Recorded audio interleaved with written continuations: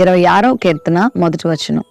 యెహోవా, నేను యథార్థవంతుడనై ప్రవర్తించుచున్నాను, ఏమీయూ సందేహపడకుండా యెహోవా యందు నేను నమ్మిక ఉంచి ఉన్నాను. దావీదు తన జీవితంలో యథార్థతను ప్రేమించాడు. యథార్థంగా జీవించటానికే తన జీవితాన్ని అతడు సిద్ధపరచుకున్నాడు. అందుకే పరిశుద్ధాత్మ దేవుడు కూడా రాజుల గ్రంథంలో దావీదు గురించి మాట్లాడుతూ అతడు యథార్థముగా యెహోవా దృష్టిలో జీవించను అనే మాట వ్రాయిస్తారు. నిజంగా యథార్థవంతులుగా మనం జీవించటం దేవునికి కూడా ఇష్టం. మరి దేవుని చిత్తాన్ని ఎరిగి, దేవుని ఉద్దేశాన్ని ఎరిగి, మన బ్రతుకులో పాపానికి చోటు ఇవ్వకుండా శ్రేష్టమైనటువంటి దైవికమైన గుణాలను ఏ రోజుకి ఆ రోజు మనం సంపాదించుకుంటూ ఆత్మ సంబంధంగా మనం జీవించటమే యథార్థంగా జీవించడం అంటే.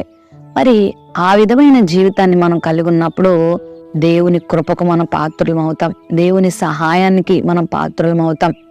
ఈ లోకమంతా పాపభూయిష్టమైన లోకం కదా. ఎక్కడ చూసినా మలినమే, ఎక్కడ చూసినా దుర్గంధమే, ఎక్కడ చూసినా పాపమే. మరి ఈ మలినమైన లోకంలో మనము కూడా లోకంతో పాటు కొట్టుకుని వెళ్ళిపోకుండా లోకానికి ఎదురు ఈదే వారిగా మనం ఉండాలి. ఒక బ్రతికిన చేప చిన్నదైనా కూడా ప్రవాహానికి కొట్టుకు వెళ్ళిపోదు, అది ఎదురెత్తుతుంది. తన ప్రాణం ఉన్నంత వరకు, ఓపిక ఉన్నంత వరకు. చావనన్నా చస్తుంది కానీ అది మాత్రం కొట్టుకొని మాత్రం వెళ్ళదు. దాని బలం చిన్నదైనా ఆ ప్రవాహం కంటే దాని యొక్క శక్తి కొంచెమైనా అది ప్రయత్నం అయితే చేస్తుంది. మనం కూడా ఈ లోకంలో పాపంతో పాటు కొట్టుకుని వెళ్ళిపోకుండా ఎదురొడ్డి మనం నిలవాలి, యథార్థంగా మనం జీవించాలి. దేవుని ఇతడు ఏమాత్రం సందేహింపకుండా నమ్మిక ఎంచుతున్నాను అంటున్నాడు. ఎందుకంటే దేవుని యందు నమ్మిక ఎంచడంలోనే ఎన్నో అద్భుతాలు దాగి ఉన్నాయని దావీదుకు తెలుసు. దేవుని యందు నమ్మిక ఎంచడంలో అతడు ఎన్నో ఆశీర్వాదాలు పొందుకుంటాడని దావీదుకు తెలుసు. అందుకే అతని జీవితంలో సందేహానికి చోటు ఇవ్వలేదు. కొన్నిసార్లు దేవుని మనం నమ్మేటప్పుడు, వెంబడించేటప్పుడు చాలా సందేహాలు మనకు వస్తాయి. అందుకే సందేహాలకు, అనుమానాలకు మనం తావివ్వకూడదు.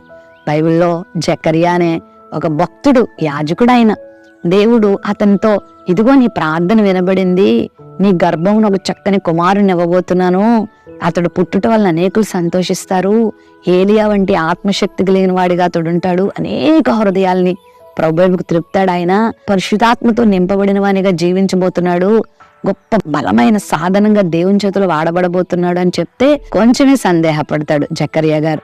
తద్వారా కొంచెం ఇబ్బంది కూడా కొని తెచ్చుకుంటాడు.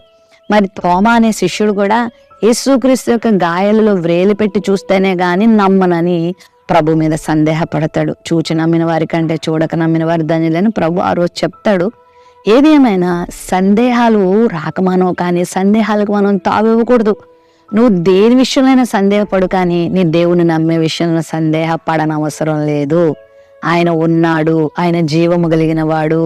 నీ పాపముల కొరకు ఆయన ఈ లోకానికి దిగి వచ్చాడు, పరిశుద్ధునిగా జీవించాడు, మానవాళి కొరకు ఆయన చేయాల్సిన త్యాగమంతా చేశాడు, పరలోకాన్ని సిద్ధపరిచాడు.